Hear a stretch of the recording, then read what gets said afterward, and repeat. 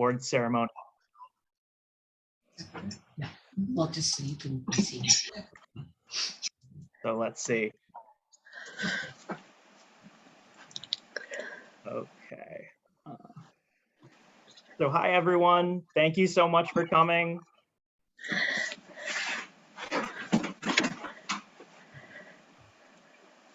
think a lot more people are joining now.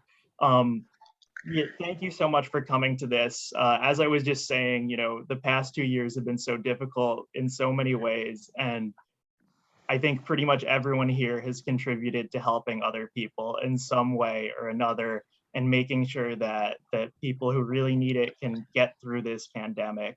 And you guys have been doing some fantastic advocacy work these past 2 years.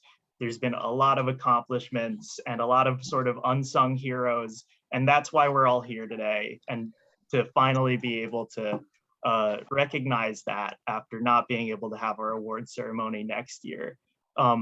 So with that said, I want to throw it to Kathy Flaherty to give her opening remarks. Let me just make sure that her screen is pinned here. Good morning. My name is Kathy Flaherty. I'm the Executive Director of Connecticut Legal Rights Project. And for those of you who don't know me, I was the former co-chair of the Keep the Promise Coalition. I just want to spend a couple minutes giving history of where we were to where we are today, because I think this is a particularly exciting time for Keep the Promise Coalition, which, as you all know, was started as a result of a conversation that was facilitated by Connecticut Legal Rights Project in NAMI, Connecticut back in 1999, after the Olmstead versus LC decision came down from the US Supreme Court.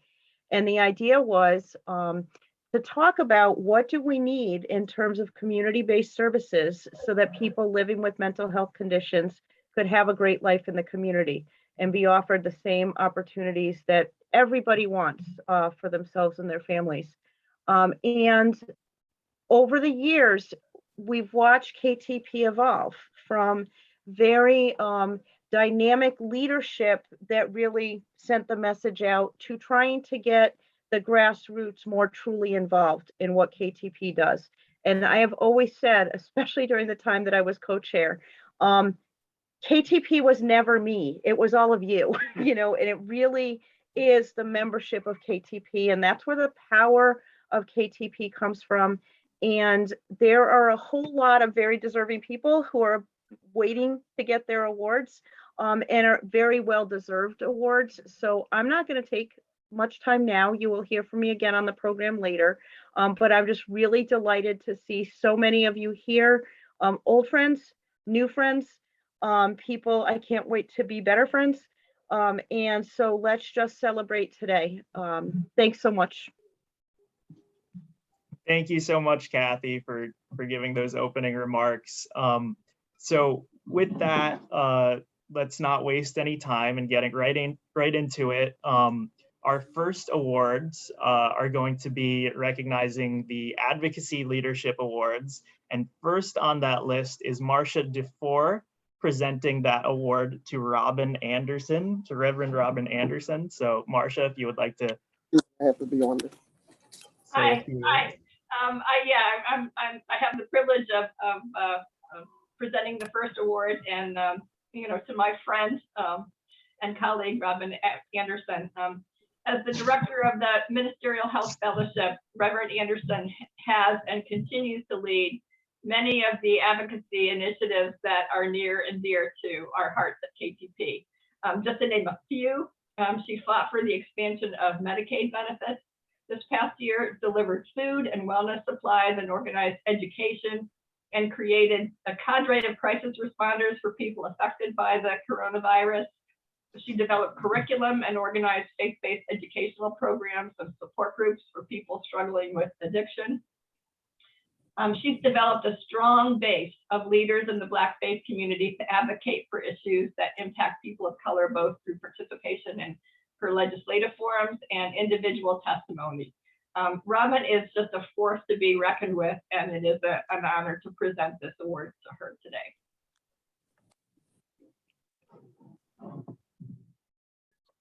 Thank you so much, Marcia. And congratulations, Reverend Anderson. If you'd like to say a few words, please feel welcome to now. I'll also show you, this is what the award looks like, and we will be getting, everyone who is getting an award, we'll be getting these to you sometime over the next month or so. Try to figure out how to do that as we do this ceremony remotely. Thank you so much. I am so humbled and honored by this award and the fact that to really present this award, I'm almost speechless, which everyone knows that's not usually me.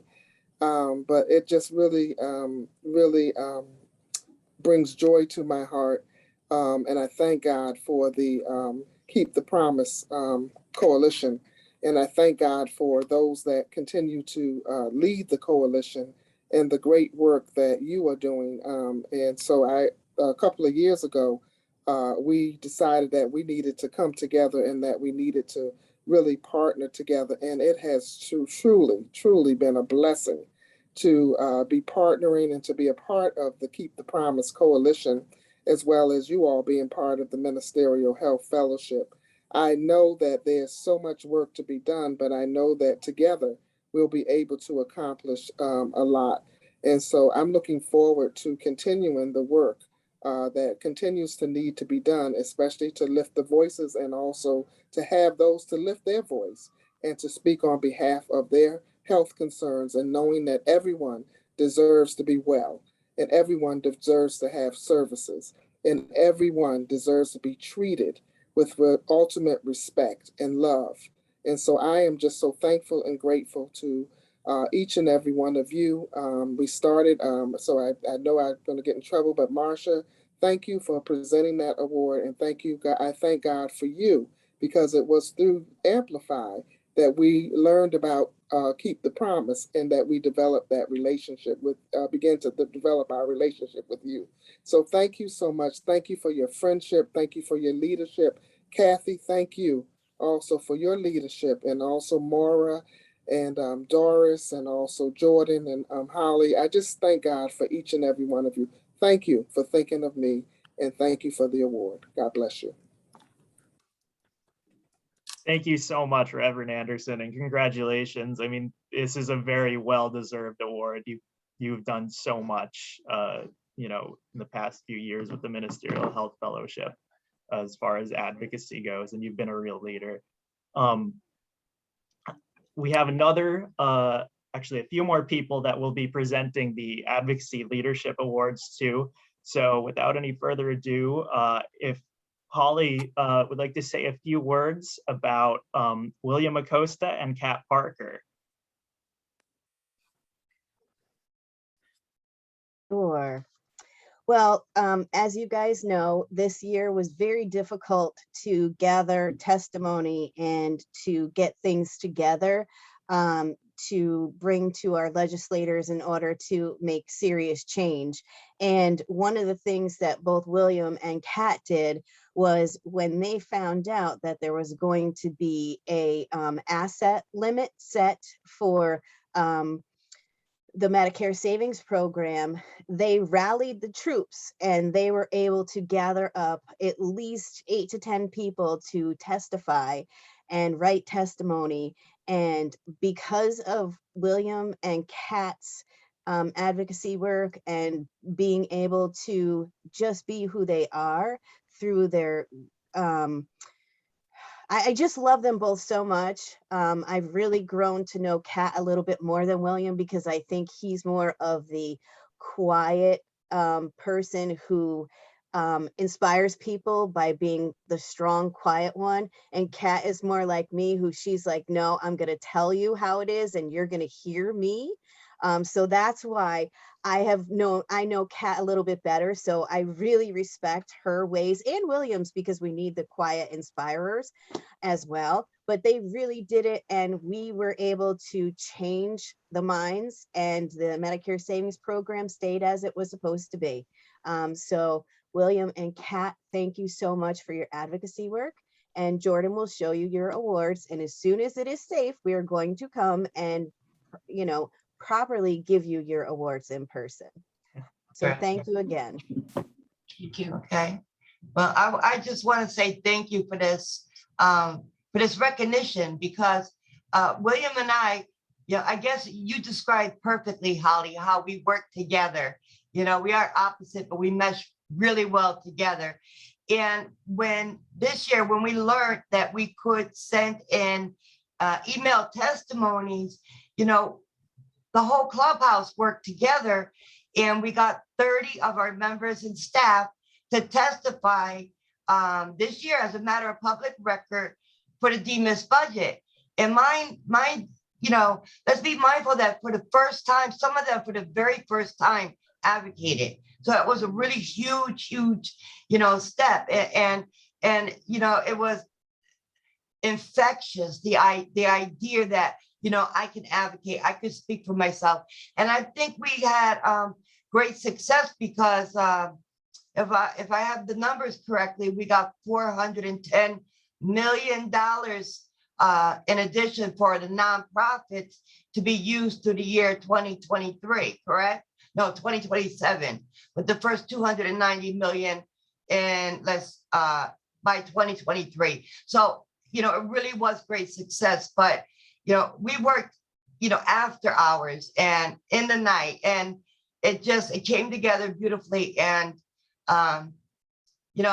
me and William, we just were able to work well together. So thank you. And thank you, William. You're very welcome. It was a pleasure for me, as you pointed out, Kat, and as Kathy said earlier, it wasn't about us. It was about so many members that came forward. It really even blew us away, the sheer numbers of members who were coming forward that wanted to write, the excitement that just went out to them. And we'd never seen anything like that before. And so it was a real pleasure doing that. And thank you everyone for the award. This really goes to Bridge House for its just superhuman efforts, and for Mary Ellen, for Maureen, because we really had to work above and beyond, like you were saying, Kat, at night, on the weekends. And, we had to really type up things, make sure they were grammatically correct before we sent them in. So it took a lot of extra work, but it was just so exciting to see so many people get excited about doing it and making it happen. So thank you. Thank all of you, each and every one of you, so much.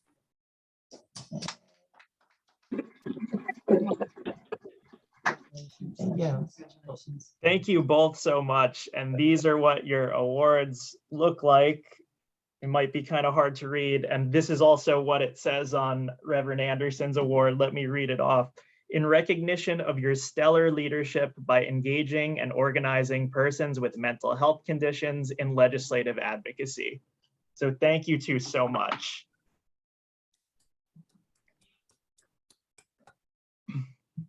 Our next awards that we're going to be presenting are for our individual advocacy awards.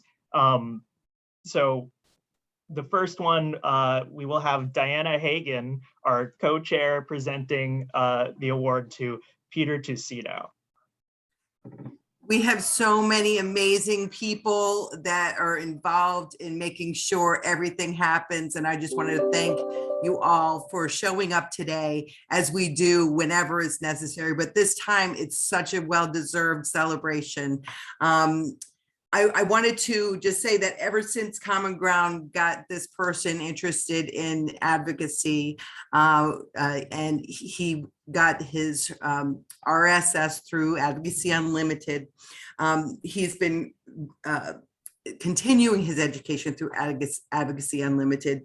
And he's been doing written and verbal testimonials to the legislators, to NBC Connecticut, to KTP's grantor, CCHD. And he continues his education while organizing his own opportunities for advocacy. I know that he's got some big plans on helping us to collaborate together in the future. So I am very proud to present the Individual Advocacy Award to our very own Peter Tucito.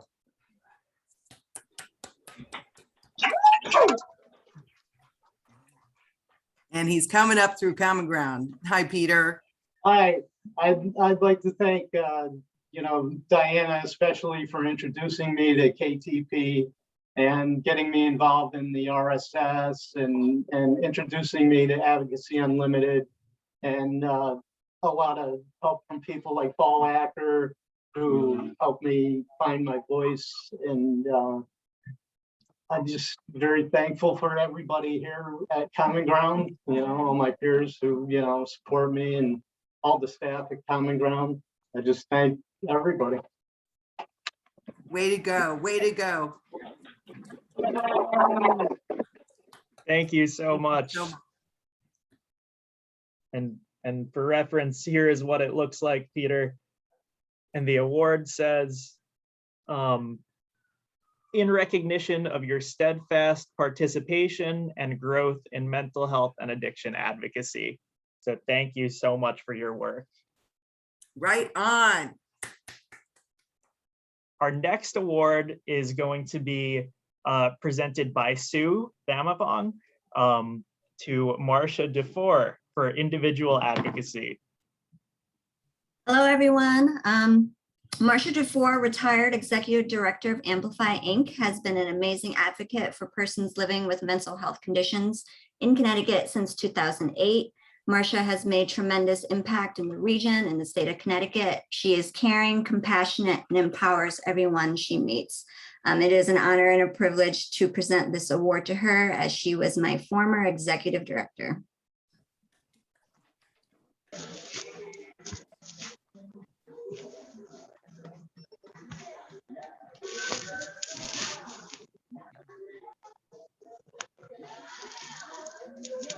She locked up.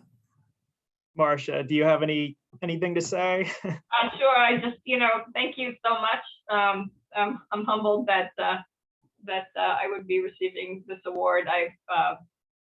As Sue indicated, my involvement with KTP started with my involvement with the Regional Mental Health Board and then Amplify. But this is the one organization that I, did not want to stop working with even upon my retirement. So it's a privilege to be working with all of you. I so appreciate all the grassroots efforts and progress that is being made in Connecticut due to all of your work. It's just a privilege to work with you all. And I look forward to continuing in that way. Marcia, thank you so much for your work, and your plaque reads, in recognition of your lifelong commitment and dedication to mental health and addiction advocacy. Thank you.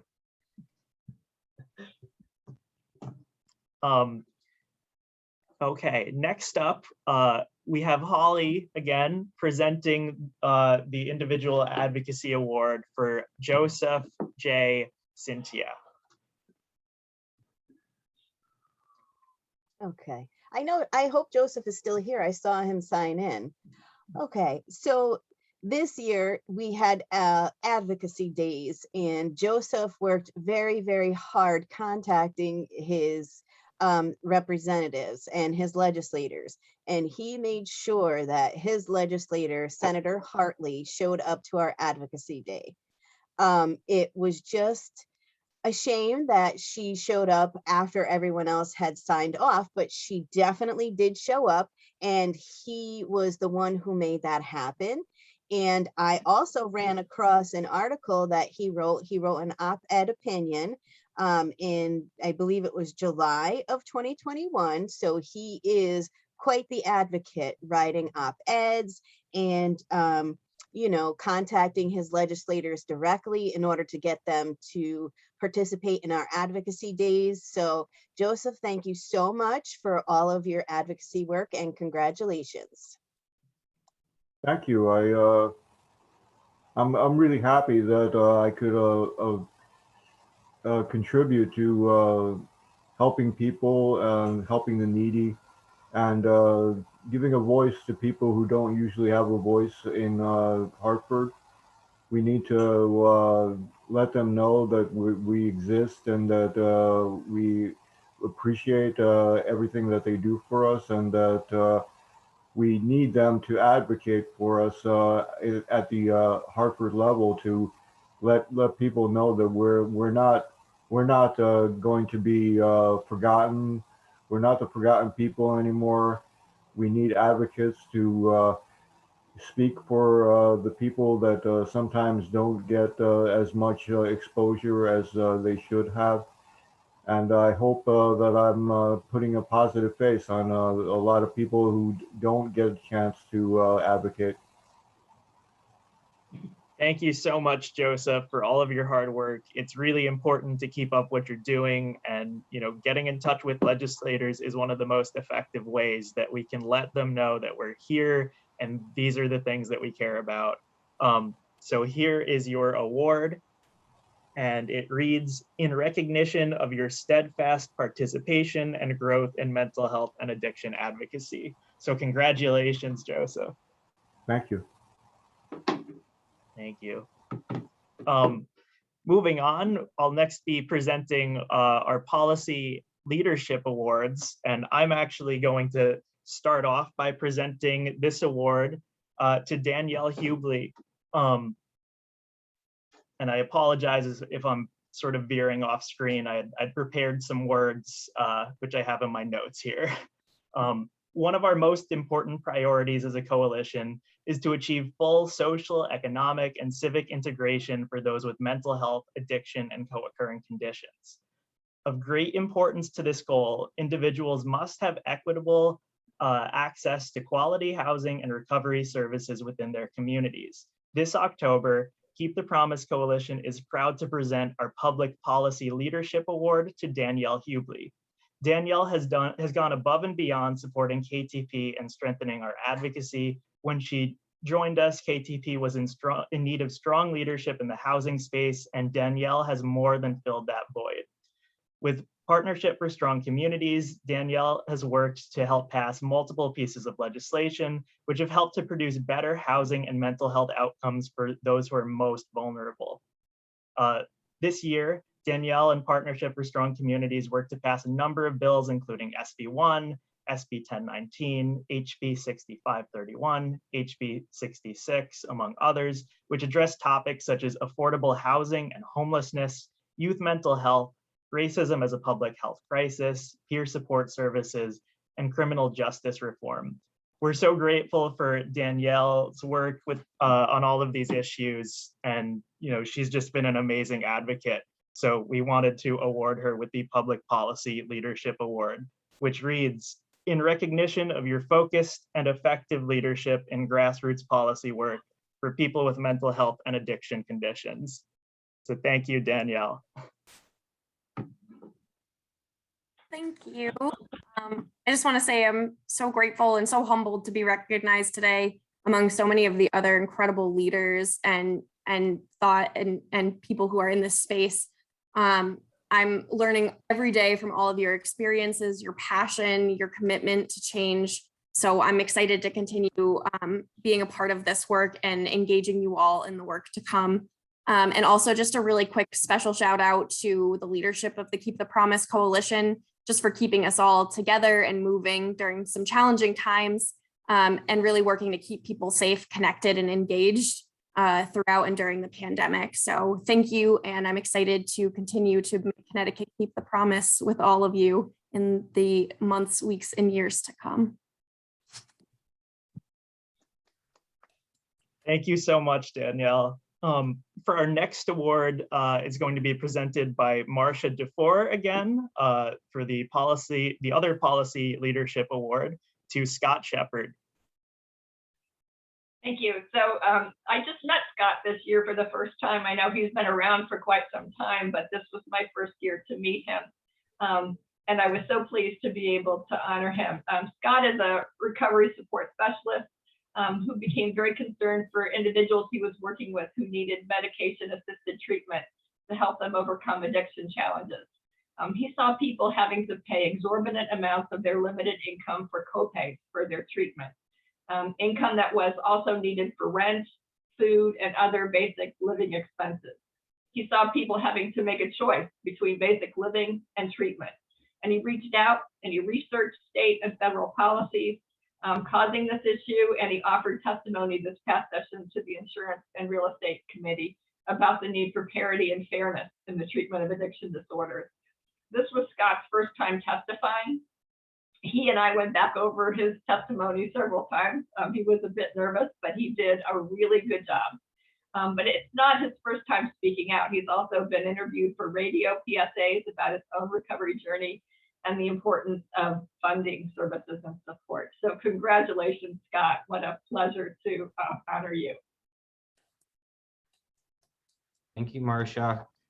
Yeah, I am. She's right. I'm pretty new at this, but you know, Marcia's been such a great mentor, along with Annette Diaz has been a fantastic mentor for me, and they've really shown me the way in this whole world of advocacy and helping people who could really use the help. And parity is such an important thing.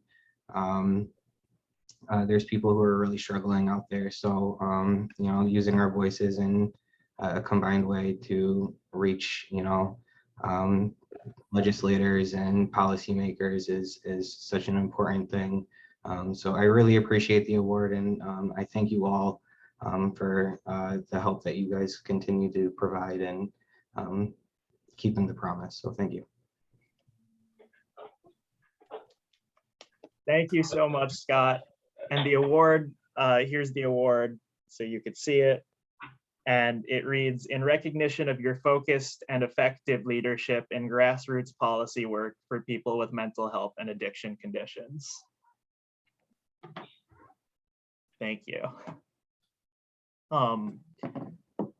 Let's see.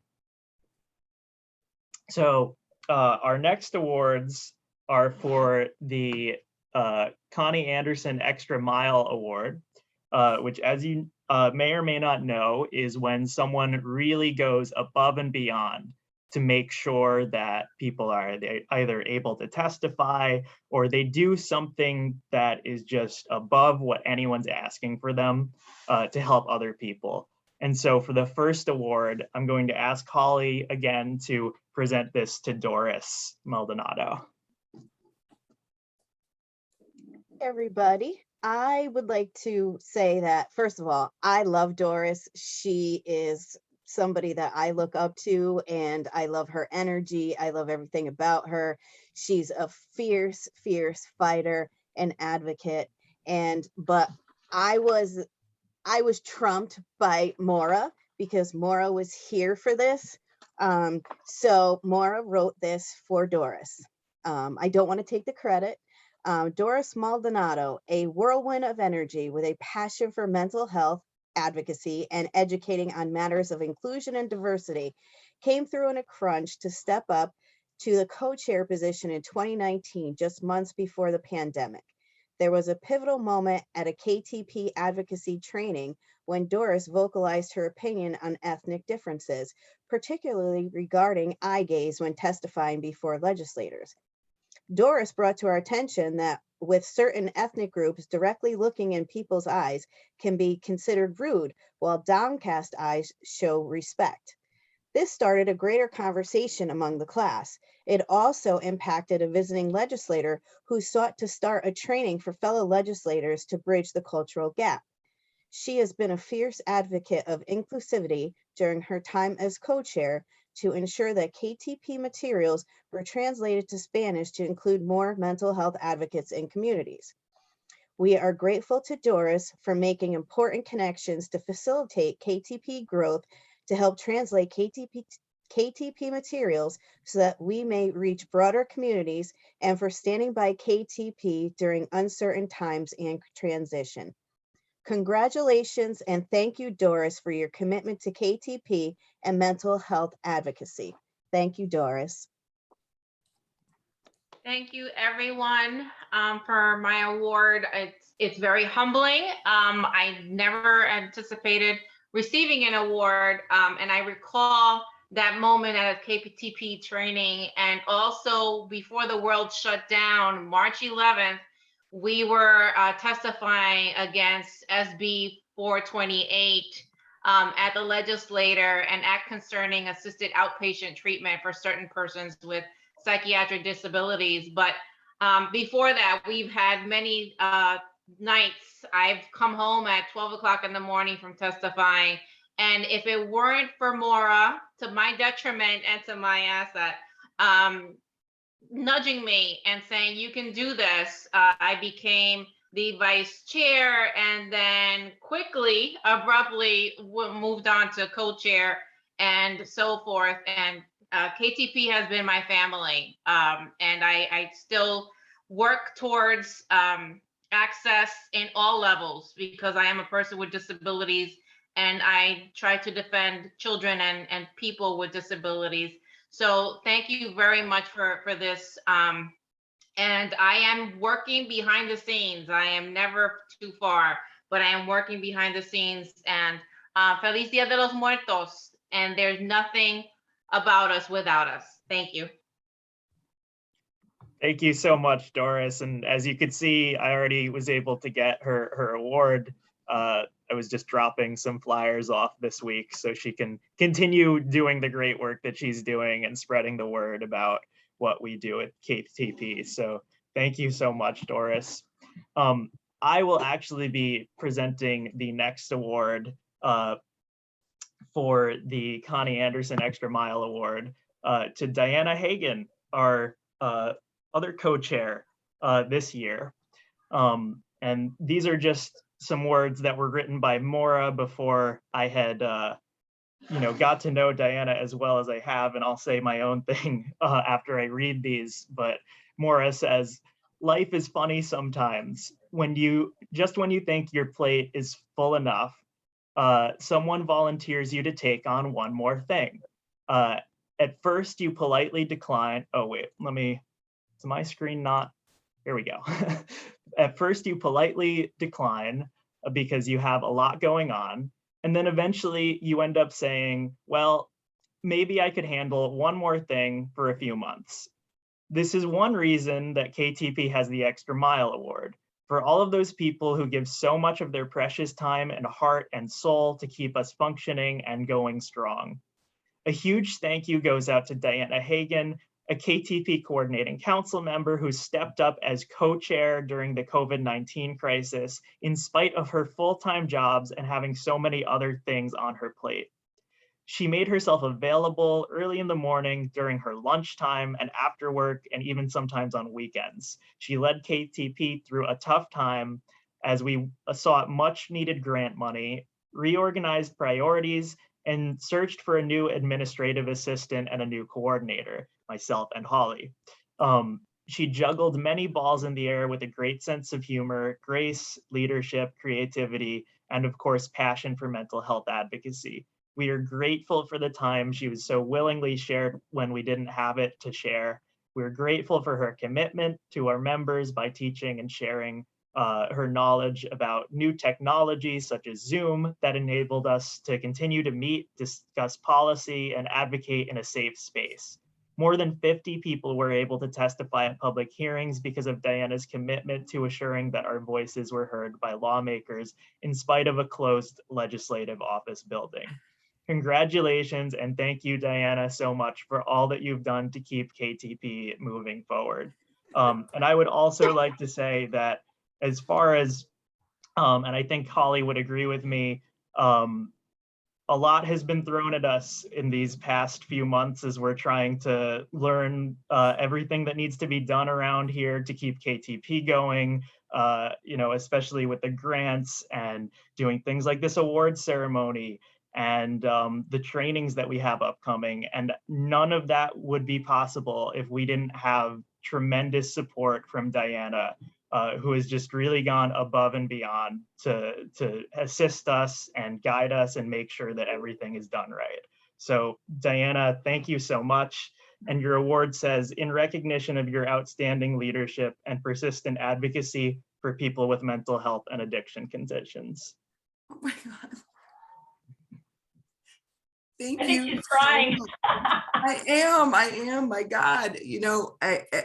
Who knew, sometimes you're just presented with an opportunity that means too much for you to pass and too much for the people that you care about to pass on. And you know, we are just, sometimes that's what we're given, and then we take the baton and keep going. And, you know, I've since then gotten, I'm now finishing my master's degree, because if I could do all that, I'm gonna go back to school and finally get my license.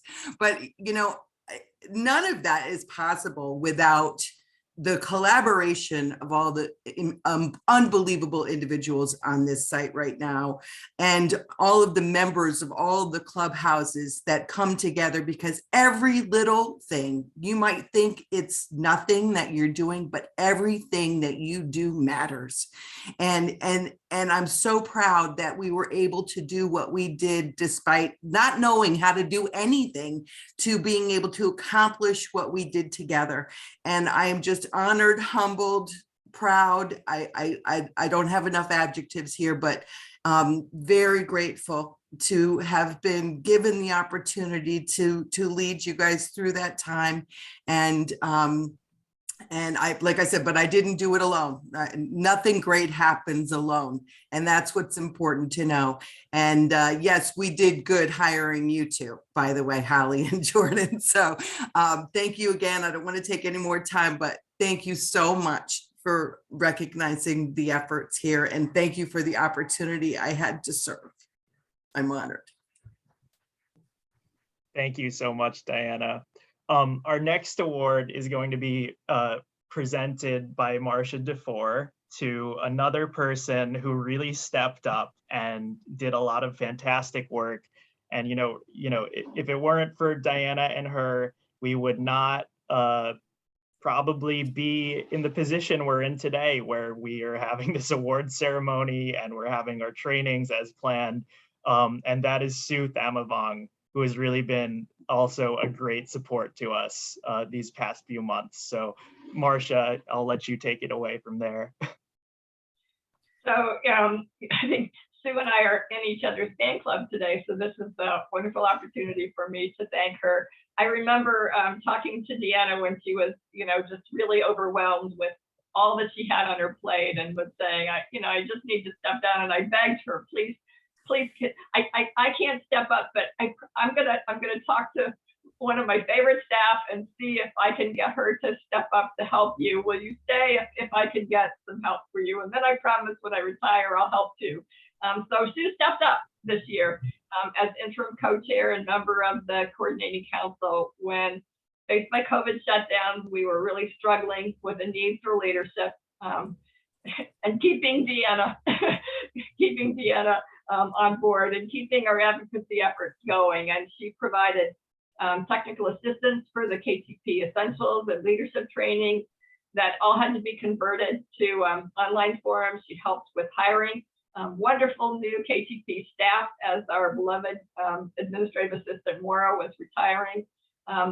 Her willingness to step up during such a critical time was so appreciated, and she did just an amazing job. So congratulations and thank you so much to Sue. Thank you so much for this honor and privilege. KTP has always held a special place with my work in the community. And it was because working with Marcia. And, just a personal note, this award is extra special because I got to meet Connie and work with her through the catchment area councils at North Central Regional Mental Health Board. So this is really, really special to me. Thank you. Thank you so much, Sue, for all that you've done. And the award reads, in recognition of your outstanding leadership and persistent advocacy for people with mental health and addiction conditions.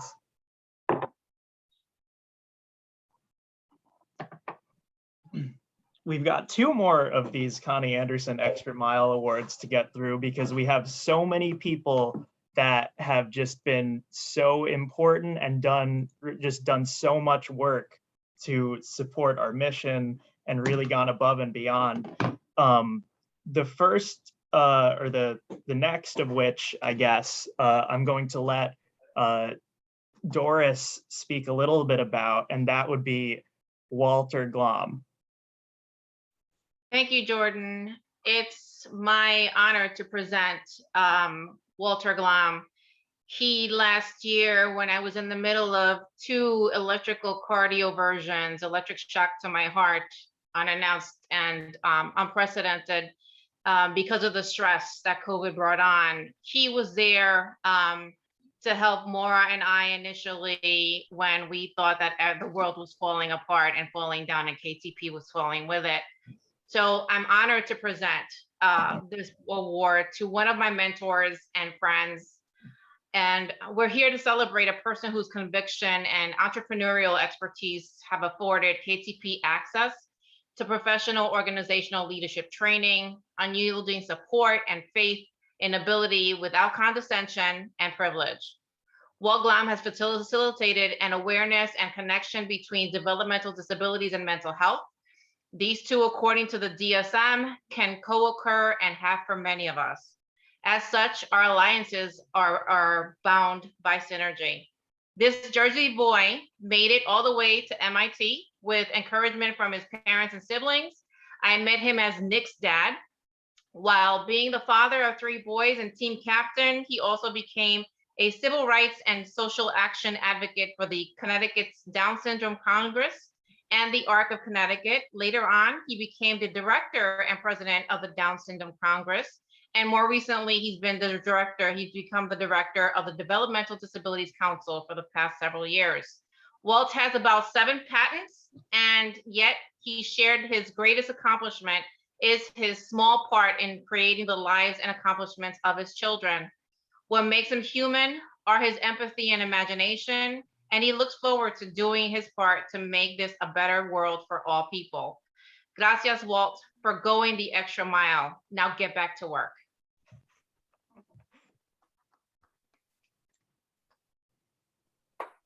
Oh boy. All right, now the whole world knows I'm a Jersey boy. That's it. My credibility is gone. What can I say? Well, thank you. I'm honored, humbled, and surprised. I feel I'm an outsider here in a way, although I have admired KTP from afar for many, many years.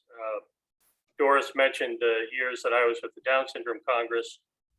And when we went to testify on appropriations, my benchmark for turnout was always how many KTP people were there, because you guys always outperformed us. I mean, not that it's a competition, but just saying, as a business guy, I do look for, I do benchmark. So, you're a fabulous organization. Many of you have heard me say it before. As someone who's working at another level, there's a larger community here of individuals with developmental disabilities, of which you are a part. You are perhaps the largest and strongest, or at least one of the largest and strongest self-advocacy groups in the state of Connecticut. And that's what's so important and so valuable here. You are an effective voice of the individuals who are receiving services. And that is so important and so worth preserving and building, and you've done an outstanding job in that. As your leaders know, the council is committed again for the next 5 years in providing technical and material support to self-advocacy groups in Connecticut. You're near the top of my list, and I look forward to working with you on numerous projects going forward. So again, thank you very much. Doris, I will find a way to retaliate, but all I can say is thank you, and good work to everybody. Thank you, Walt. Thank you so much, Walt. And, just a little bit of context. When we started planning this awards ceremony, we had discussed with the coordinating council wouldn't it be nice to surprise everyone? And a couple of weeks after that, when we were looking at everyone we had to award, Holly and I looked at each other and said, yeah, there's no way that's going to happen, because we have to make sure that the people we're actually honoring are going to be here today. And Walt is one of the people who I think was surprised today, because we knew that we could count on him to show up, and we can count on him for almost anything, as he's helped us so much with our organizational development. So Walt, here is your plaque. It reads, in recognition of your selfless volunteer hours of organizational development and experience to help guide our coordinating council and strengthen our mental health and addiction advocacy. Thank you so much, Walt.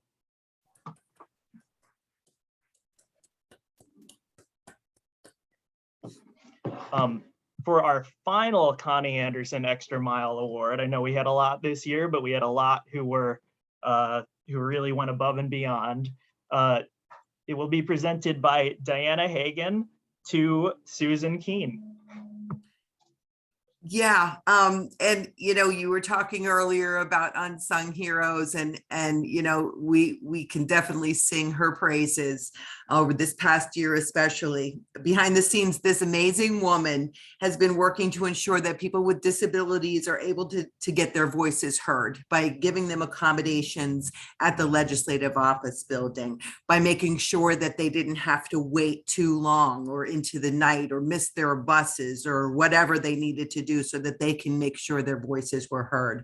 It was no different during COVID, when she spent numerous hours in meetings with myself and Maura to make sure that we could testify virtually, because it had never been done before. And we had to do tests, and we had to do all kinds of things technologically from her end at the LOB, make sure it was okay with the legislators to do so, change the times of the typical testimonials for appropriations. And so there was many hours and a lot of extra effort. And so it meant a lot, because we were able to get a lot more testimonials than we even did the year before. So it was amazing.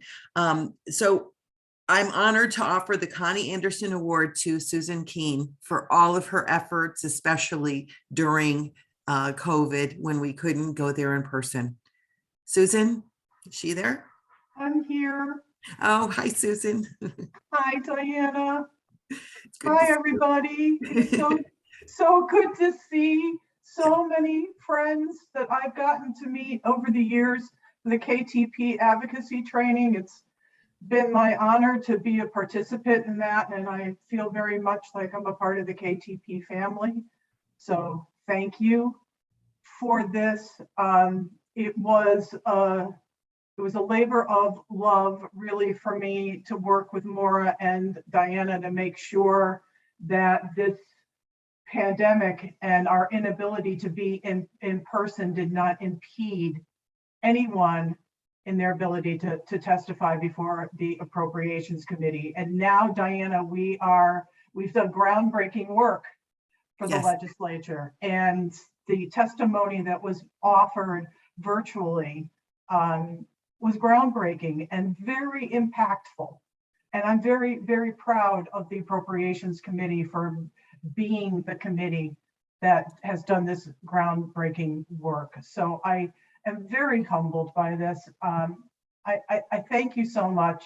If I can give two special shout outs, because I see two of my longstanding friends here. I'm trying not to get emotional, but William Acosta and Barbara Albert, I miss you. I can't wait to see you in person again.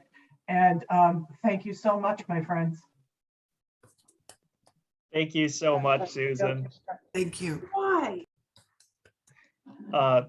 And what Susan, what you've done is so important to us, because I mean, essentially when we found out that we couldn't go in person to testify, everything came down to a sort of choke point where we have all of these people who are so passionate, and it's so important to them to be able to go in and advocate for the programs that are so important to them, but there wasn't an immediate way to do it. And to work with us to help figure that out was so big, and it really ensured that, you know, all of us were able to, you know, give our testimony and make our voices heard.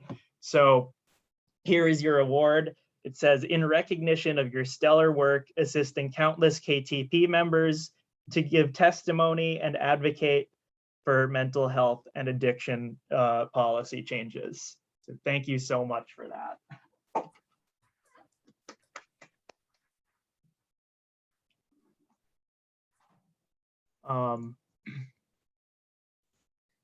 Next up, we have our Clubhouse of the Year Awards. And we're definitely running a little bit behind schedule. So without any further ado, I'm going to throw it to Kat Parker to present the award to Bridge House.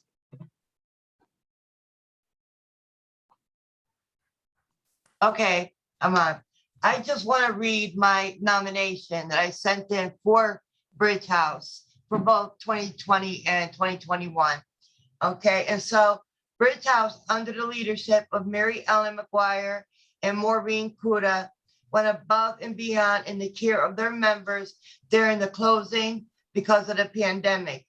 Keeping in mind that our population can struggle with day-to-day life at the best of times, we all could have become overwhelmed with the pressing issues we faced as a nation. With this pandemic, race relations, the Black Lives Matter movement, civil unrest, soaring unemployment, and social isolation. Bridge House staff members collectively provided our members with everything from an upbeat greeting to reassuring words of comfort and understanding. As they validated our concerns, we knew that they also quietly struggled with their own fears and vulnerabilities without bringing any attention to it. Each staff member was given a cell phone to keep in touch with every club member. Their phone numbers were given out freely to their caseloads, with the knowledge that staff could be reached at any time during normal business hours. There was also staff in the building to take phone calls, to troubleshoot, or just even listen. Collaboratively, staff and members worked diligently and efficiently to create a weekly newsletter that was mailed out weekly to over 200 members and the board of directors. It included a helpful introductory piece and member interviews that were conducted over the phone to see how each members positively handled the state of our union. This was followed by a wellness watcher's recipe or a wellness tips. Then at the end of the newsletter, there was a closing that invited members to get involved. In doing this, not only was it inclusive to all of our members, even those without technology, but it also strengthened the relationships between members. Also, every week, members had the options to have food bank delivered to them. For those who had smartphones, tablets, computers, we started a very robust virtual community. This included our weekly housing meetings, weekly job club, weekly cook and show, 3 times a week virtual stretch, and the weekly advocacy meeting. I am certain that I am missing more of what Bridge House is and has been to our community. I am very, very proud of our staff, our members, and Bridge House as a whole, for we have done this achievement together. So here we go. Clubhouse of the Year Award, Mary Ellen and Maureen Kuda. Thank you. Thank you. Kat is a hard act to follow, I'll tell you that. I just want to say I'm humbled and privileged to be sitting here with all of you. Bridge House is a collaborative effort. Without members, we're nothing here. And we do everything side by side. Hence, William and Kat make a great team, and they do inspire the rest of the house, the staff and the members to do their part on part of advocacy. I do want to say one thing. As we're sitting up here watching this on our screens here, we're surrounded with mementos from Keep the Promise, happy faces, people through the years who've been involved in Bridge House with this organization to make sure that the needs of folks with mental illness are front and center up at the Capitol, and that we have legislation that Danielle and others have worked on achieving so that our people have the rights and are afforded the dignity that they have every right to expect. So I just want to thank you on behalf of our house for this honor. I'm grateful to Kat, I'm grateful to William, and I'm grateful to all of you. Thank you. Thank you. Way to go.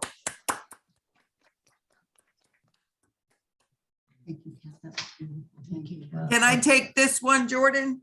Oh, yep, sure. Let me just show them their award. Oh, okay. In recognition of your many years of outstanding commitment and dedication to mental health and addiction advocacy and education in Connecticut. Thank you so much. I think Bridge House and Common Ground need to get together sometime. We'll have to do a collaborative event. You know, this club might be small, but it is mighty. And, you know, when March of 2020 came around, the staff made masks, started sending care packages, and started looking into technology to connect everybody. And by the beginning of April 2020, we all struggled with something new called Zoom. And we were able to, if you didn't have the device, we were going to find a way for you to get it, whether it was a discounted computer, a tablet, or a new smartphone from the state and upgrading from the flip phones. We were going to not only do that, but we were going to walk you through on the phone how to install Zoom on your smartphone. It was quite an incredible challenge. And like Susan had mentioned earlier, groundbreaking. Common Ground showed up for each other. They showed up for the staff showed up for the members.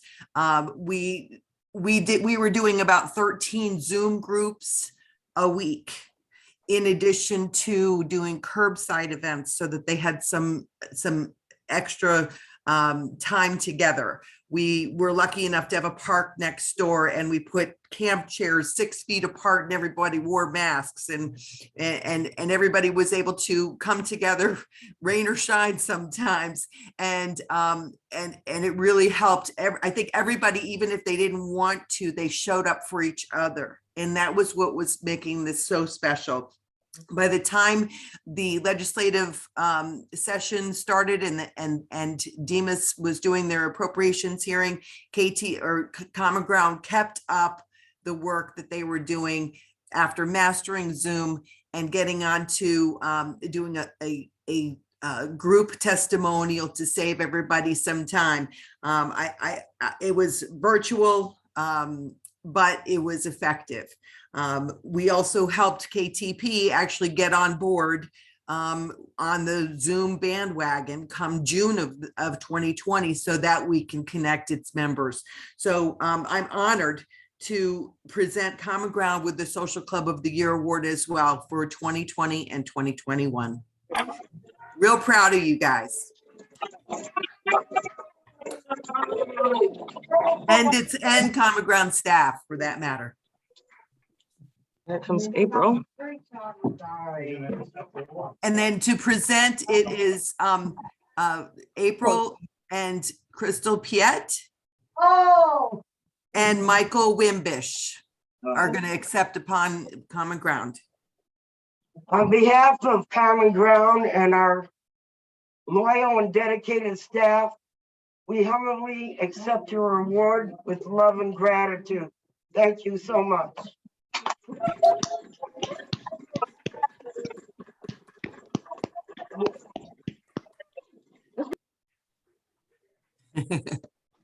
Thank you all so much. And we're all decked out for Halloween there, so. Here's the award. It reads, in recognition of your many years of outstanding commitment and dedication to mental health and addiction advocacy and education in Connecticut. So thank you guys so much for that. we've sort of reached the halfway point in this award ceremony, so it looks like we will be going over time a little bit.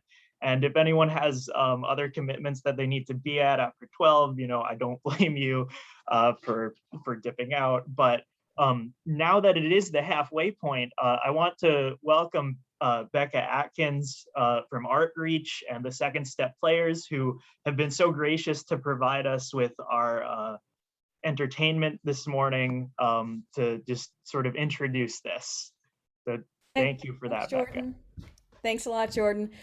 So last time you guys were in person, Second Step Players were lucky enough to be able to come and perform live theater for you, our sketch comedy that we like to do that's related to whatever's going on in the mental health system and, in our own psyches.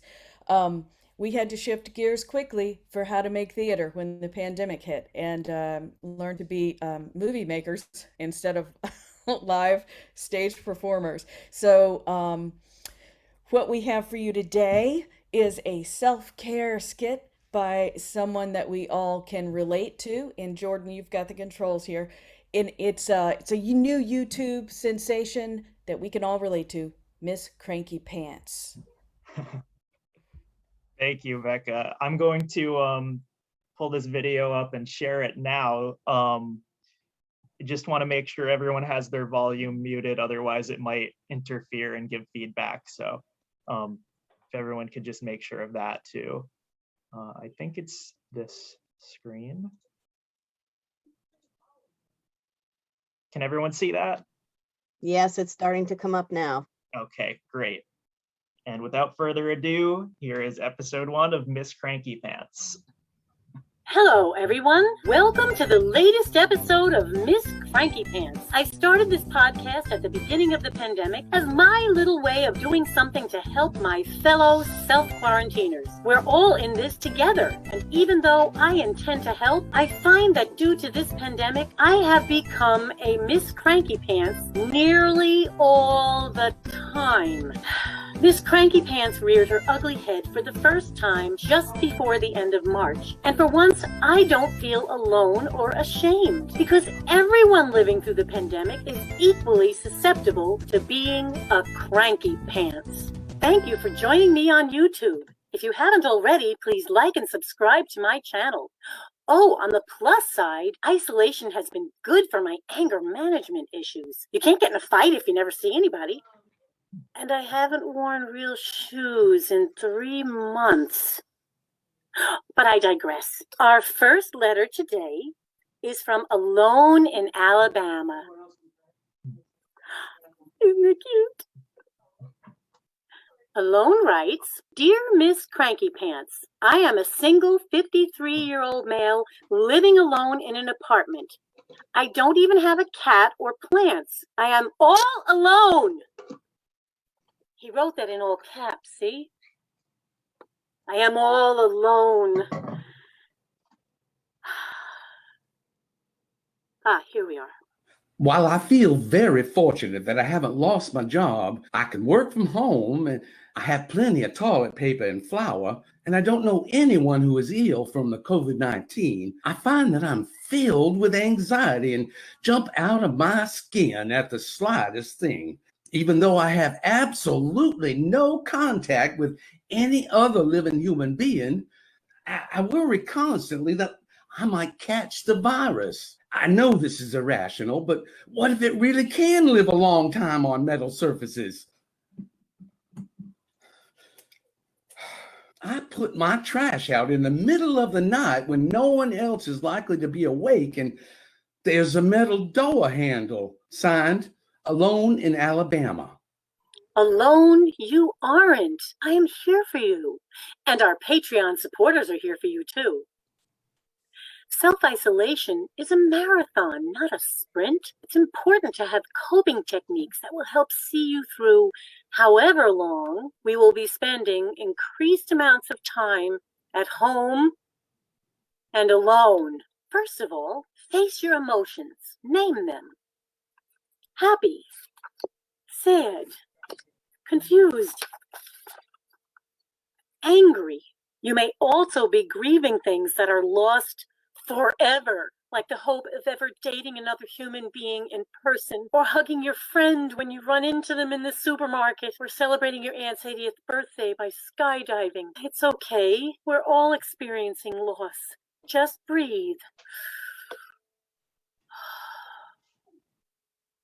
Breathing techniques will go a long way towards helping you remain calm and anxiety-free. Inhale.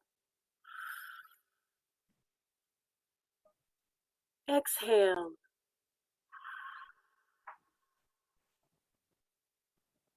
You can also practice self-care by taking walks in nature, listening to calming music, or eating a half-gallon of double fudge chunk. These are extraordinary times. If there was ever a time to justify eating ice cream every day, this is it. Oh, that reminds me of a tip I want to share. Thanks to self-isolation, I have learned that you can put an entire package of Oreos in a blender. Add a little milk, a few ice cubes, and voila, you have a beverage that will last through a night of binge watching The Good Place. Miss Cranky Pants knows that when you blend something, the calories escape as the sugar molecules break up. Don't have to ask Dr. Fauci. You can trust me on this one. Our next letter today is from Workaholic in Wyoming.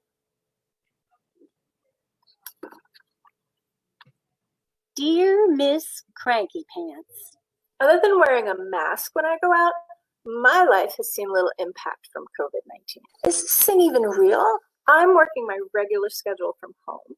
I have weekly meetings, and I can order anything I need from Amazon. So what if delivery takes a little longer? Although I'm normally a very happy person, people tend to call me a Pollyanna. I've begun to experience feelings of low morale, lack of energy, and what I think must be depression. I'm sticking to my regular schedule. I get up at 6:30 every morning, but by 11 a.m., I am exhausted, and the slightest thing makes me cry. I keep myself busy. I've caught up on 5 years of scrapbooking. I've rearranged my bookshelves according to the Dewey Decimal System, and I cleaned out my spice drawer using all the old spices in a casserole. It was delish. But despite this productivity, a few days ago, I was on a Zoom call and my audio went out, and I was a basket case for the rest of the day. And then yesterday, I started shouting obscenities at my computer when Instacart said I wouldn't get my groceries for 72 hours. On one hand, I know this isn't a problem I can't handle, but then literally, I can't handle it. That's when I decided to reach out to you for help. I'm glad that you wrote, Workaholic. Connecting to other people, whether through video chat, phone call, or letter writing, is one way to see it through isolation. Knowing that we still have each other, even if we don't know if we will ever see each other ever again. It sounds like the emotions you are experiencing may be foreign to you. That's okay. Chalk it up to pandemic personal development, since you are a glass half full kind of person. The first step is recognizing you have these emotions. Another thing is to take a break. I'm exhausted just listening to how much you're accomplishing, even though living through unprecedented times. It's okay to not be busy.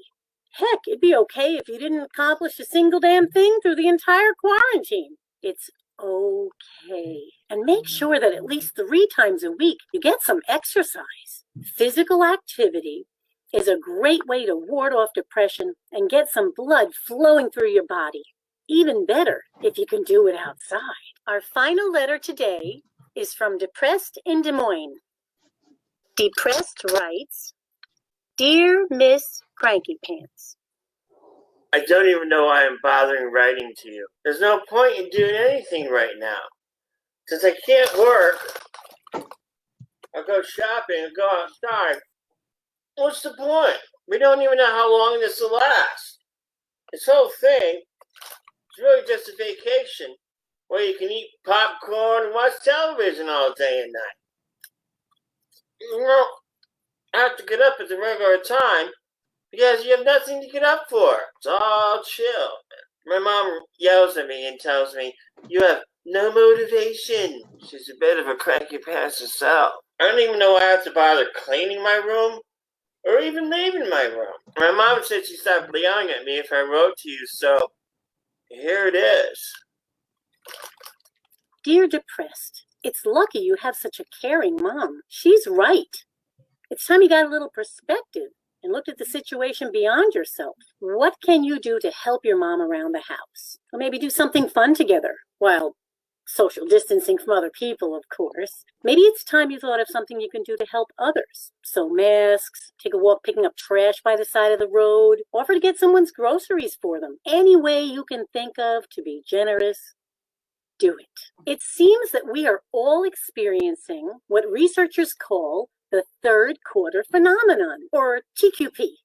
It's what individuals living on the International Space Station, submarines, and Arctic research facilities experience. Scientifically speaking, science is our friend. Agitation, irritability, depressed mood, decreased morale are normal after early periods of self-isolation, after settling into this new kind of lifestyle. Social distance really means physical distance, so we're not really alone. Whether we're cooped up with annoying family members or living alone as our own version of Miss Cranky Pants, you are not alone. I am here for you. Thank you for joining me today. Don't forget to subscribe so you don't miss out on the next episode of Miss Cranky Pants when we hear from Negative in Nashville and Worried in Worcester. Tell your friends and stay safe.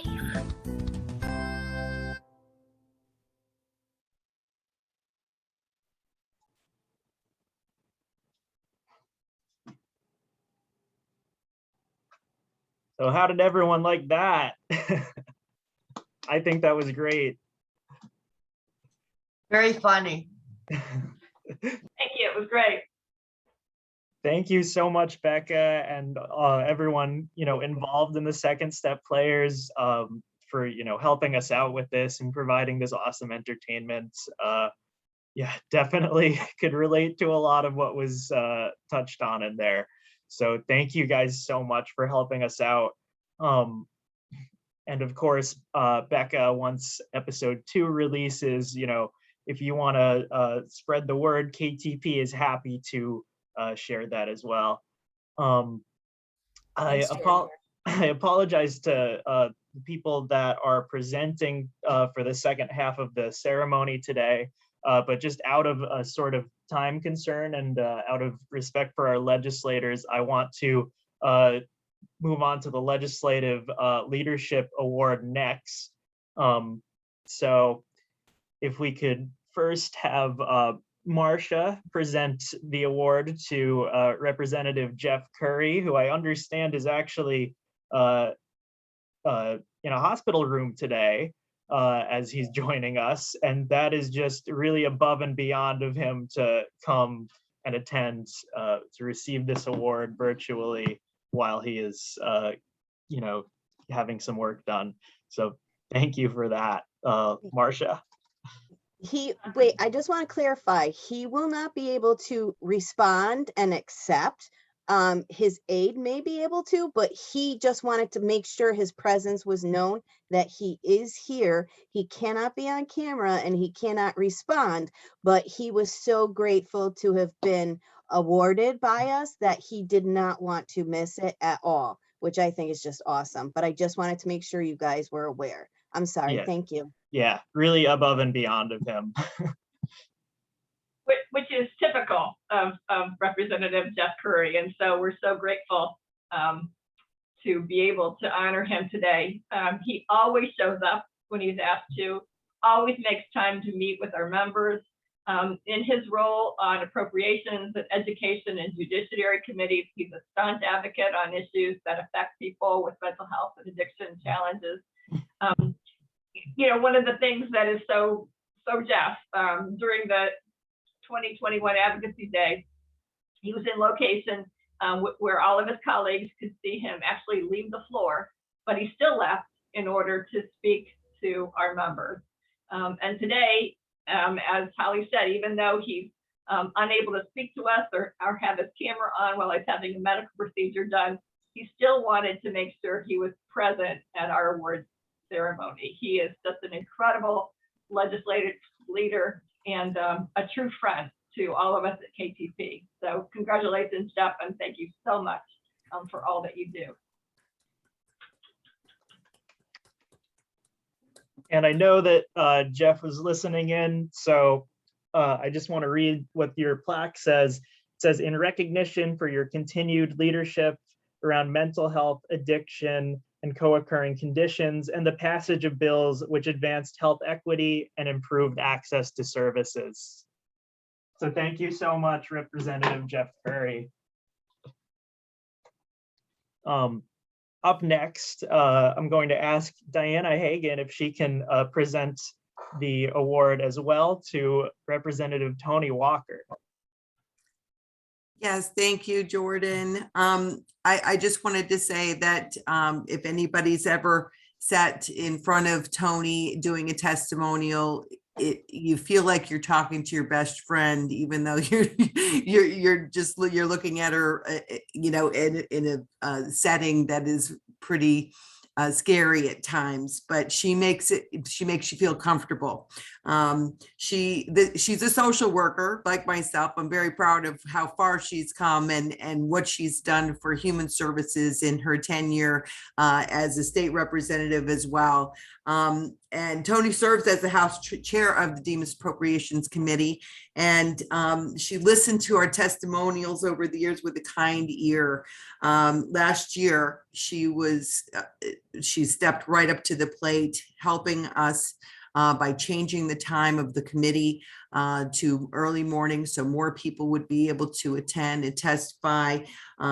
She worked with us and other organizations to organize so that we could do our virtual testimonials for that committee for many, many hours. It went on and on and on because we had a record number. So we are honored and with great gratitude, we like to offer the Legislative Leadership Award to Representative Tony Walker. Thank you, Diana. Thank you, KTP members and fellows and other recipients. I want to thank you for this recognition, but I want to recognize somebody who you recognized earlier, who really is one of the most unsung heroes, and that's Sue Keene. Sue is amazing. She has a heart of gold, and knowing Sue, it was hard for her to accept the award because she is so humble. You could hear it in her voice and everything. You have no idea how strong she fights for all of us, especially mental health and special needs people. That it just makes you want to say thank you, Sue. Again, thank you. To all the recipients here, I'm humbled because the amazing things that you guys have done is just, I don't know. KTP was the first organization I got to know when I first became a legislator back in 2001. And you guys had just started, and you helped me through this journey of understanding. Ask questions, always ask questions, never accept answers, always go beyond a little bit farther, always look at the people's faces who you are trying to affect, always understand the stories behind it, and always give everything you can for that moment so that you can connect with the people. And you guys taught me that. So I feel like I should be giving you this award in that regard, because you've taught me how to really understand and respect all that you do and all the people that you represent, because there's so few voices out there at many times, and it's important. Please keep advocacy as your number one. Please continue to talk to us. I mean, don't assume legislators know. We do not know. Let me give you a flash right now. We don't know. So talk to us and give us that. You guys have given me information and things on mental health that I've never been able to touch in other areas. You make me understand how important it is for us to be much more sincere about our dedication to mental health and special needs, because we have not kept the promise. We have not. And we are still battling it.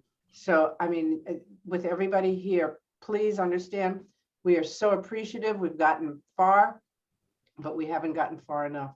And I hope that we just take this cry as a moment of congratulating everybody, but also a moment to say, now we got a lot of work to do. And I'm hoping that our ARPA dollars are going to finally get out to the people that we have identified, especially in mental health. There's many dollars that appropriations had put in for mental health, and we're hoping that those dollars are going to get released soon. We're working vigilantly with the administration, and we hope that's happening. And I also want to thank my co-chair, who is another strong advocate, and that's Kathy Austin, Senator Austin.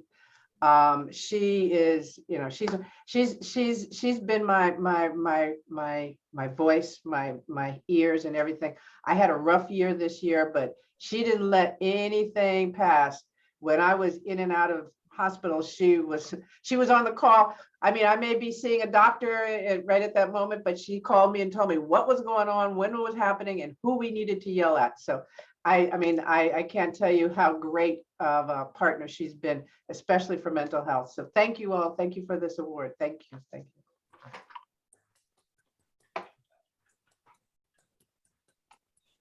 Thank you so much, Representative Walker. And here is the plaque. It reads, in recognition of your continued leadership around mental health, addiction, and co-occurring conditions, and the passage of bills which advanced health equity and improved access to services. So thank you so much. Up next, we're going to have Marcia again present the Legislative Leadership Award to the first of the two senators that we'll be honoring today, Senator Matt Lesser. Hi, so this is an honor to present this award to Senator Matt Lesser. We're so grateful for his leadership in the fight for healthcare reform, including the expansion of Medicaid benefits and access to high quality and affordable healthcare and prescription drugs for individuals and small businesses, and for an issue of key concern to our members. He played an instrumental role in the passage of the Mental Health Parity Act that would ensure insurance coverage for people in the state suffering from mental health and substance use conditions as they would for other illnesses. So Senator Lesser, thank you for all you do, and congratulations. It's time for you to be honored by KTP. Thank you so much, Marcia. Thank you, Jordan. I'm just honored to be here with some incredible leaders like Tony Walker. It's very difficult to follow Representative Walker. She is such an incredible advocate and has made such a difference in some very tough budget times. I think this is the first year we've served where we actually have some money to spend and to invest in helping people, because we've been playing defense for so long. So it's been a real reward to be able to work and actually expand programs to help people. I'm honored to work with, I've worked with Keep the Promise for many years, and it's great to have this honor recognition this year. We were able to expand health insurance coverage to 40,000 more Connecticut families this year, and to ensure that children in this state have access to health care regardless of how they got here. Pregnant women have access to healthcare, that new mothers have access to healthcare. And so there's a lot more that we need to do, but we made a real difference this year. And then the other thing that you mentioned, Marcia, was the mental health parity law that we passed in 2019, which was a really important law that we're now seeing results from. We're getting data from insurance companies about whether or not they're ensuring that people with illnesses of the brain get treated the same as people with illnesses of any other part of the body. But the early data shows that they're not complying with the law. And that means that we have to hold their feet to the fire and find out why not. And if they refuse to follow the law, we've got to have real consequences. So there's a lot more work to be done. We also extended telehealth this year for 2 more years, which I know is an important law for a lot of folks. And we're going to just continue the fight forwards to make sure that insurance companies treat everyone fairly, and that we're covering everybody, because if people can't afford to see a doctor, if they can't go to get the care that they need, then that's the biggest problem with equity. The first big push we have to make is to make sure that everyone who needs care can get care. So happy to be here, and just honored to receive this recognition.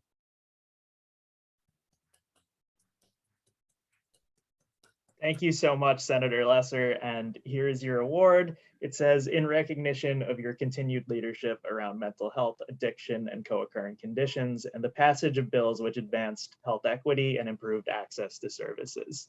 Thank you so much for all that you do. Next up, I'm going to ask Danielle Hubely if she would present our last Legislative Leadership Award to Senator Saud Anwar. Thank you, Jordan. Yes, I'm so grateful to be here presenting this award to Senator Saud Anwar. He has made some incredible legislative achievements in the area of mental and physical and behavioral health. He's been instrumental in the passage of a number of bills that I could name here that serve to advocate for, protect, and provide resources to folks in our community and folks who work with the Keep the Promise Coalition. A quick note, Senator Anwar has also, in August 2021, announced that he achieved a 100% voting record, voting 479 times between January and June, which is just an incredible feat, so worth honoring and recognizing. Also instrumental in other Senate Bill number 2 this last session, which is aimed to expand mental health services and interventions for kids by implementing suicide prevention training in local and district health departments. And like I said, there's so many other incredible legislative advocacy efforts that he's been engaged in. He's very invested in his community and making sure that the state is keeping the promise to us, but also all of Connecticut's residents. So a huge shout out and thank you to Senator for your incredible work and your time with the legislature.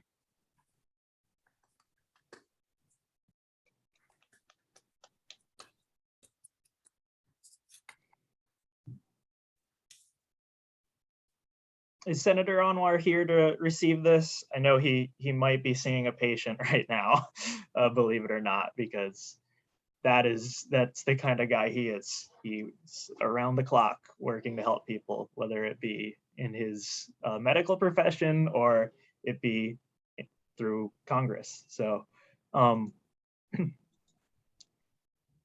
if Senator Anwar is not here, I will just present this award and say it says, in recognition of your continued leadership around mental health, addiction, and co-occurring conditions, and the passage of bills which advanced health equity and improved access to services. And I also want to mention, you guys can look up, there are some fantastic articles about some of the work that he's done outside of the legislature in response to COVID. He actually worked with a team of engineers to create a device that would split up ventilators so that they could serve not just 2 people, but 7 people. And that's been, that design has been used around the world to help save so many people's lives. So I wanted to mention that achievement as well. So thank you so much, Senator Anwar.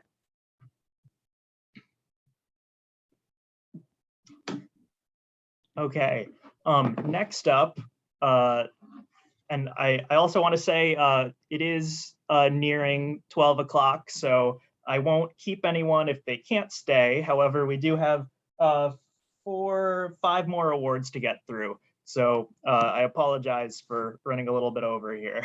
Our next award is the Robert Davidson Award for the most memorable testimony. And this year, the award is going to be going to Harold Howard, a member of Chrysalis Center. And Maura had written this about him. In late February of 2020, I watched in awe as Harold Howard sat at the desk giving testimony before the Appropriations Committee public hearing on the DEMIS budget. Harold was upset about the lack of funds for programs like his at Chrysalis Center. He was pleading with the lawmakers to include more mental health funding for programs that kept people engaged in creative endeavors. He loved to design and sew clothes and put on a fashion show every year at the Recovery and Empowerment Center at Chrysalis. This year, he lamented, they couldn't afford to buy fabric, and he and others who so looked forward to the fashion show were crushed. He was fashionably dressed in a dashiki of his own design and was sincere and passionate in his plea. 3 senators were so impressed with his program and his testimony that they offered to donate checks that night so Harold could purchase fabric for that year's fashion show. They also asked to make sure that they were invited to the fashion show. COVID-19 hit hard a couple of weeks later, so I doubt that Harold was able to hold his fashion show, but his passion for mental health advocacy through design and creating clothes and bringing people together to celebrate came across loud and clear to the committee that night. Congratulations, Harold, for your heartfelt story to advocate for something meaningful. You made quite an impression. And as an aside, about a month later, I just happened to catch sight of Harold in the closing shot of the Channel 3 6 o'clock news, sitting on the sidewalk somewhere on Main Street in Hartford, playing his bongo drums in a colorful outfit that I was sure he had designed and sewed for himself. Congratulations, Howard, on this well-deserved award. So I think that is just fantastic, and it's obvious why Harold deserves this award. I don't think he was able to be here today, but we will make sure to get this award to him. And that little anecdote about Maura seeing him on the news as the camera sort of panned out from him playing the drums was just, that really sealed the deal. It felt like it was meant to be. So Harold Howard, in recognition of your inspiring and heartfelt testimony regarding the DEMIS budget before the Appropriations Committee of the Connecticut General Assembly. Thank you.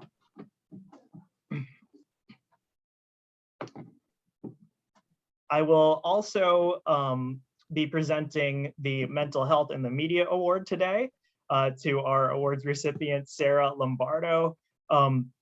Sarah has been just such a fantastic advocate, and she has expressed so much interest and tried to get involved with KTP a lot more over the course of this past year, despite having such a busy plate already. And she actually wrote a poem that was published this year. I forget in what paper, but it was a poem about her experience, throughout the COVID pandemic and just sort of what was going on in her head. And as I'm sure many of you can relate, I was very affected. I'm sure many of you were very affected by having to socially isolate and the risk of getting sick. And she was very upfront and forthcoming with her experience, and that takes a lot of bravery. And to bring awareness to that and put that in a paper is something that is worth recognizing. So Sarah, congratulations. Your award says, in recognition of your use of poetry to share your experience of the COVID-19 pandemic and its effects on people with mental illness. Thank you. Would you like me to read the poem? Oh, yes, please. Okay. I call it Covering COVID. What a whirl of wonder, of emotions running the gamut, from fear to sadness, from tears to hugs. Restricted, of course, those you live with, not all those you love. Strength comes from above. When you feel things tug on your heart, take another dart from the media, from your friends. Will it ever end? Everyone's got an opinion, their own set of rules. Updates every day, we're back in school. Whom do I follow? What is safe? Who ever thought a hug could put your life at risk and others would criticize tisk tisk? Any get-togethers are all about numbers and environment. Outside, inside, what will it be? And for goodness sake, put a mask on, please. Corona is getting annoying, she said. And I don't mean the beer, but the bars I fear. Can't have a visit inside, want to run and hide from the people, places, and things that used to bring so much happiness. Starving for a hug, quality time that feels right. The summer brought warm hikes 6 feet apart. The winter brought cold chairs when eyes would smart. Let's exchange presents, though there's a chill, when warm and cozy is what we still are hungering for.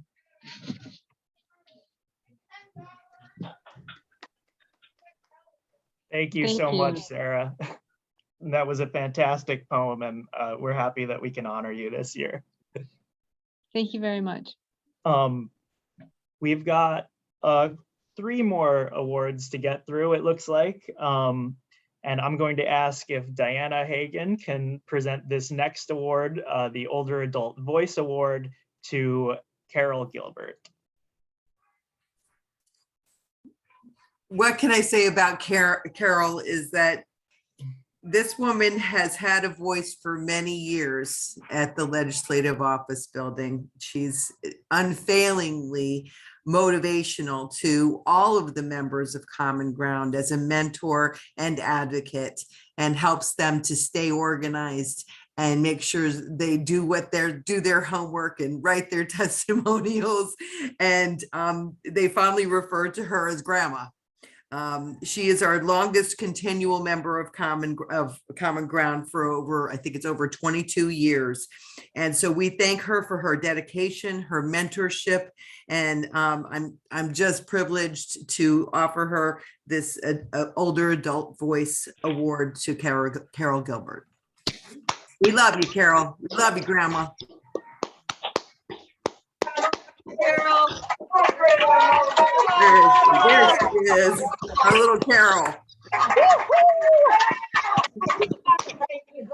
It's been my pleasure to have been with everyone this long, and I'm going to keep coming until the day I'm in my casket. Oh my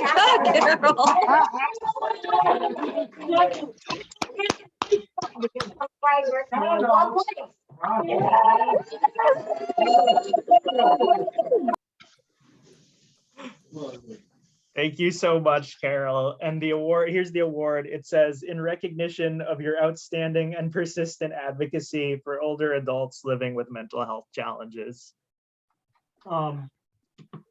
Okay, up next, our second to last award tonight will be the Martha Healy Courage Award. And that is going to be awarded again to a familiar face, Kat Parker. And I'm not sure how much more I can say about Kat, because a lot of people have said things more eloquently than I would tonight.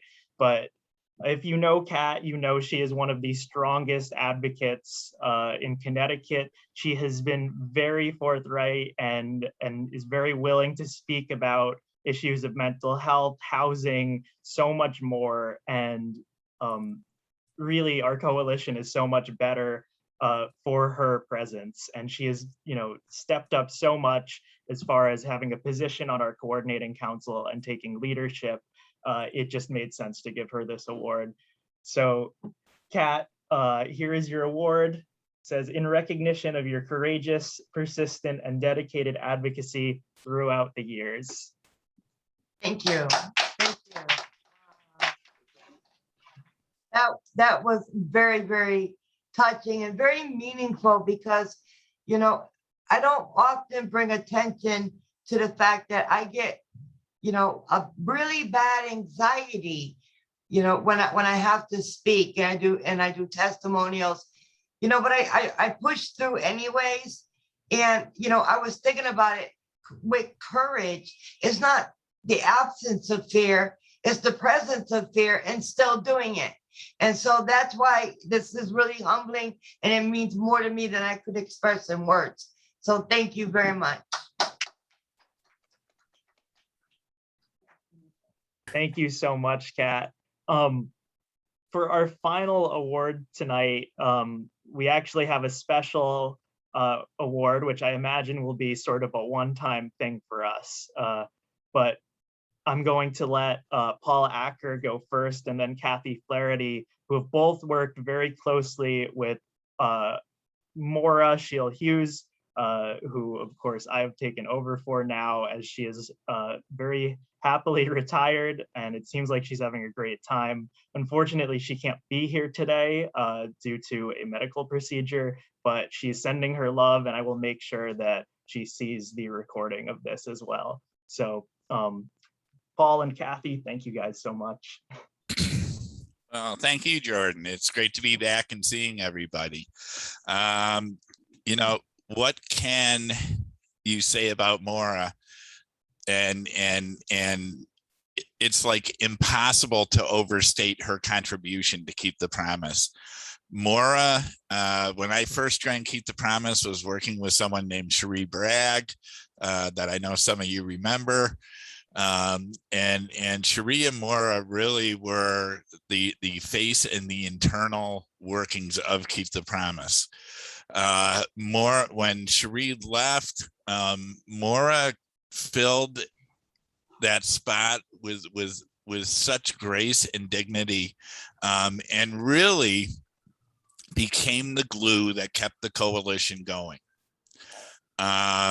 She was the one who spent endless hours getting people organized and getting them ready for testimony. She spent many hours making sure that, you know, the co-chairs had the information that they needed in order to make decisions about the coalition positions. And Keep the Promise would not have happened without Maura. And I say that with such confidence because she was the one that made sure Subway got to the meetings on time. And she was the one who talked to members of the coalition in the off time. When someone had a problem, they called Maura, and Maura was there for them. You know, again, she will be sorely missed, but she will be long remembered for her contributions to Keep the Promise and the many years of dedication that she put to this coalition. So with that, I will turn it over to Kathy for her comments, and congratulations to all the winners today, and especially to Maura. Thank you, Paul. It's really, I intentionally asked Paul to go first because I thought he'd be better at remembering some of the details, because for me, I can't imagine Keep the Promise without Maura Shield Hughes, because she's always been such a huge element of it to me. And during the time that I was co-chair, and some issues came up both for me personally, for the coalition as a whole, you know, there were times where I was like, is this center going to hold? You sort of think about that, you know, because things fall apart, and a lot of people who've been part of other coalitions over the last several years, several of them have fractured, but she was an elemental part of keeping that center of KTP and always reminding everybody that it was the members. And she made all that stuff happen behind the scenes. And that is not a strength of mine. And you need somebody who's really good with attention to details and follow-up there. And I knew I could always count on her, and we could always count on her. And she would just do it quietly and capably, and just getting it done. During you know, the time that she worked and gave time above and beyond, you know, whatever the set hours were that she was supposed to work for KTP. She is a huge part of getting us located at Gilead, and thank you to Gilead for providing that office space to KTP, and thinking of those different connections that KTP has had to make with the community. But I just think the way she dealt with everybody, you know, Paul's right. You know, people called her because she was just always there. And I know she always is in spirit. And I think, you know, she was a big part of figuring out, well, what do we need to have happen next? You know, nobody can ever fill her shoes exactly, but Jordan and Holly have put on different shoes and are running the race a little differently because everybody's style is different. And I think that's the magic of the Keep the Promise Coalition. And it's just something I've been so thankful to be a part of. And it is, you know, elemental to when you think of mental health advocacy in Connecticut, and you think of people who do their part to raise awareness of people's lived experience of living with mental health conditions, living with substance use disorders, living in recovery from those things. That's what KTP is. So I am happy to say that, you know, Senator Lesser talked about some of the punishments, if you call it that have been exacted on some of the insurance companies. CLRP was awarded one of those awards when one of the insurance companies that did badly didn't live up to parity.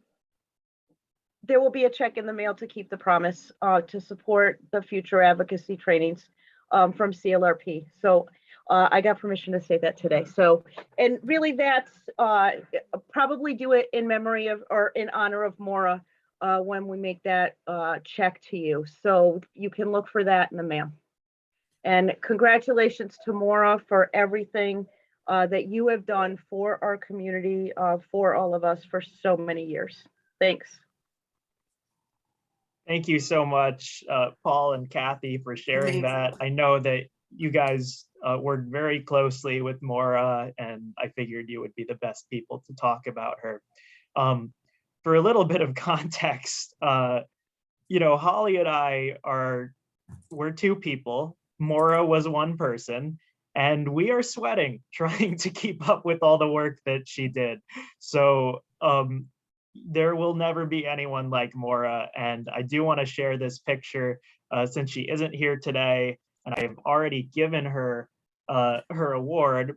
It reads, "In recognition of your lifelong commitment and dedication to mental health and addiction advocacy." So thank you, Maura, so much, and we look forward to seeing you and maybe giving you in-person shout out sometime soon. We miss you, lady. So I think with all of that said, also, you know, I should mention about Maura, she has been very helpful as far as volunteering to make sure that Holly and I can take over all of the little details that someone might miss if they weren't Maura. So, you know, she has volunteered time throughout her retirement as well, and we're very grateful for that. I think with that pretty much wraps things up. We're just going to have our closer now, in which William Acosta has been very gracious to lead us through This Little Light of Mine. So, Will. Oh, you're muted. Yeah. This little light of mine, I'm going to let it shine. This little light of mine, I'm going to let it shine. Let it shine, let it shine, let it shine. This little light of mine, I'm going to let it shine. This little light of mine, I'm gonna let it shine. This little light of mine, I'm gonna let it shine. Let it shine, let it shine, let it shine. Or if you know, just sing it with me. Oh, this little light of mine, I'm gonna let it shine. This little light of mine, I'm gonna let it shine. This little light of mine, I'm gonna let it shine. Let it shine, let it shine, let it shine, let it shine, let it shine, let it shine, let it shine, let it shine.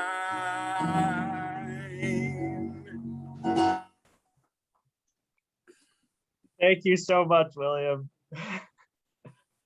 And thank you everyone who came today. Thank you everyone who received an award and everyone who didn't receive an award, who's put in so much work in mental health, addiction, advocacy over these past few years.